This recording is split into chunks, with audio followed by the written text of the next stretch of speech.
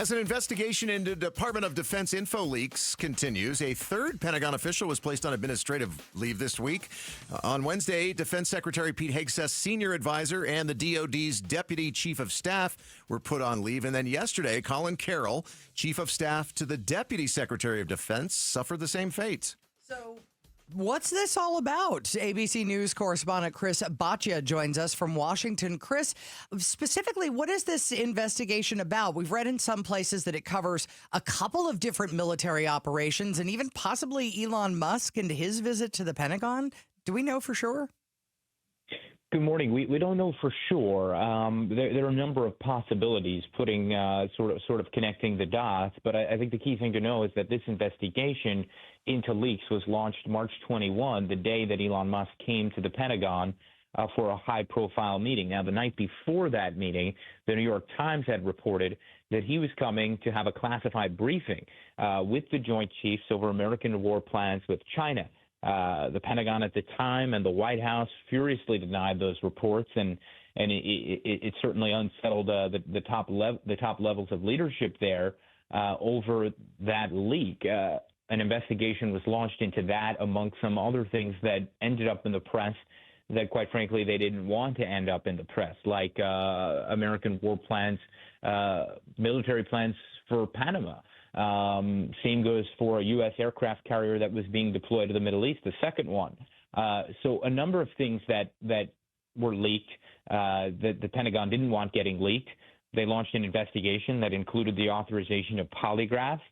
And this is sort of the early result, at least the early casualties of that. We now have 3 people who have been escorted out of the building in the last couple of days.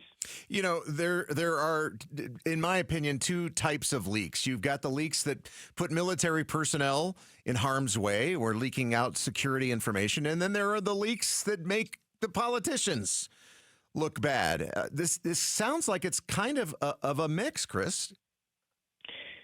Hard to say because we don't really know for sure whether Elon Musk was coming to receive a briefing of that fashion. Now, if he was a classified briefing, it would be understandable that some people were upset about that at the Pentagon, to see someone who had not the proper clearances to receive that briefing. So, I think you get at a good point, which is that we don't really know exactly the origin, the roots of these firings, of these suspensions.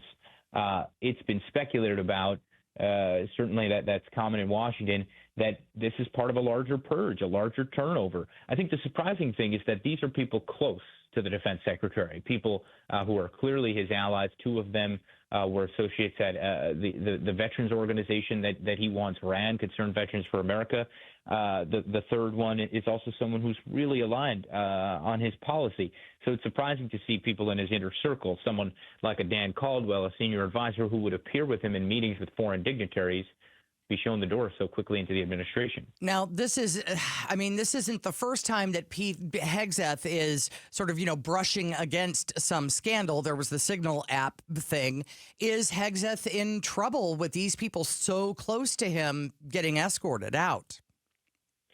I think the Signal chat was a moment where Democrats were raising their voices that it should be a moment where the defense secretary considered resignation or that he would resign. That didn't happen sort of at the peak of that controversy.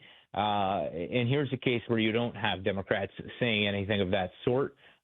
This is a sort of internal Pentagon matter. I was looking this morning to see if those calls existed really, and they don't necessarily. The last time it was pretty widespread in the Democratic Party to say the secretary himself was the one who revealed those operational details in the Signal chat that had a journalist in it that could have potentially put American service members at risk. This is a very different case. There's no real linkage to the Signal chat other than the fact that Dan Caldwell was in that Signal chat as well, who's been fired. He was the representative of Hegseth, which just goes to show you how close the 2 are. Yeah, absolutely. And by the way, one of those Democrats calling for Pete Hegseth's resignation after the Signal chat was, of course, Arizona Senator Mark Kelly. Right. That is ABC News correspondent Chris Boccia joining us this morning from Washington. A leak scandal at the Pentagon is going on right now, and heads are kind of rolling. Thanks for watching Arizona's Morning News. Click to watch more from KTAR News and hit the button in the middle to subscribe.